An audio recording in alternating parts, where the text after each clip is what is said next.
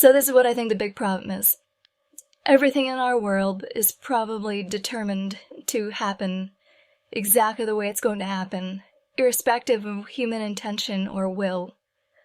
And what I mean by that is that I think that the world is predetermined, and that there's only so many permutations of events that are even possible, less even that are likely, less even that become certainties.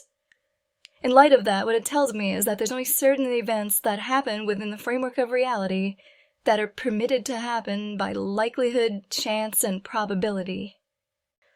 So I don't understand it very well, but there's this thing called the Copenhagen theory of quantum mechanics, and that basically just says, in a very complex way, that there's parallel realities that probably exist adjacent to our own in some alternate space-time that branches off from choice points. And these choice points are individual choices that we made that accumulated to a different timeline than something that we might be living if we had made alternate or oppositional choices. That's how I understand Copenhagen theory deals with quantum mechanical choices and fluctuations of free will. But I don't know what free will necessarily is, because if I think about it, I feel like I have it, but that just might be a feeling. In the same way that I have a sensation of air being around me, or I have a sensation of breathing.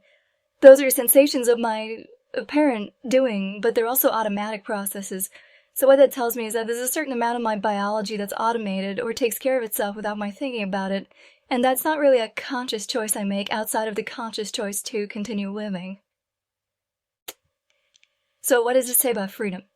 Well, it says that freedom has certain biological processes that probably promote the existence of a free will, but it also kind of conflates with Copenhagen theory about multiverses. Because if you go back to both those, then the continual choice to live will always affect every outcome of the multiverse, no matter where we're inside it. And that's just an inevitability. Just by continuing to choose to live, you will affect the rest of the universe's unfolding in a multiversal framework. And that's pretty wild. How do you feel about that? That's potentially the power of freedom. Because if freedom exists, then what it is it's basically our ability to choose between one gate of life and another. And what those gates are is they're just choices about what to do in any given instance with the situation that's been given to you. And I think we have to respect that. If the freedom exists, that's what it is. It's just the ability to choose what to do with any given situation that's given to us. So you have this outline of this alternative theory called superdeterminism. In superdeterminism, basically what we're saying is that everything was ordained to happen exactly the way it was going to happen, and it couldn't have happened any other way. That's what superdeterminism says. It says even if you had free will, it doesn't matter, the universe is going to unfold exactly how it's going to unfold. That's what superdeterminism says. Now, a parallel universe theory says that it's possible for us to make choices that actually matter, because they change the outcome of events in the universe.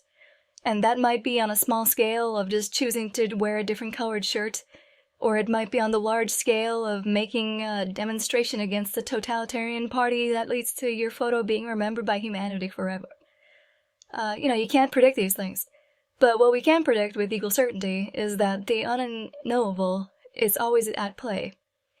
And it could be that free will is something that is ultimately unknowable, because if the universe isn't determined, that would suggest that randomness exists.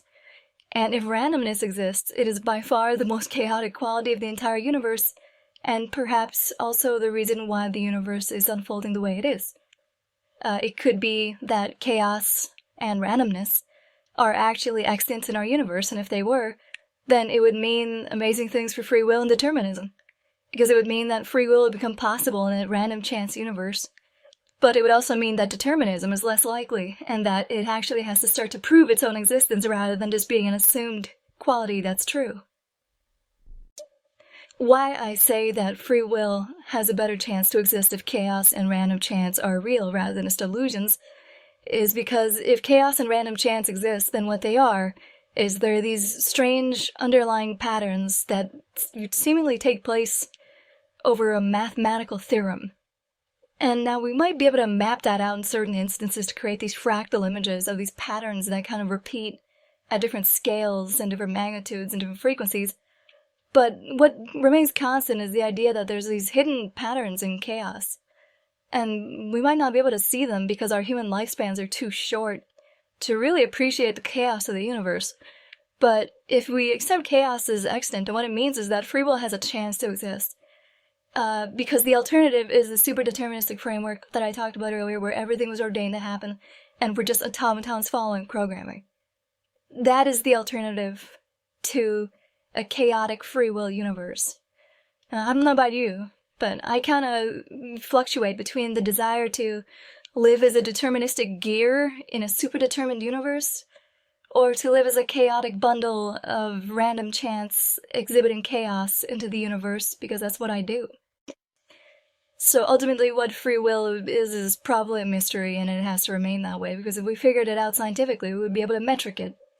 And if we could apply metrics to free will, then it would probably involve figuring out things like karma, and the shape and topology of karmic consequences, because surely that would be the next frontier of figuring out how free will operates. I don't want to get too heavily into karma or anything, but it seems to me that if that exists, then everything we do has a consequence that'll eventually come to fruition some way, somehow, at some point in the universe. And if what Einstein said was true, then theoretically the universe is happening at all times, at every time, and even in the future.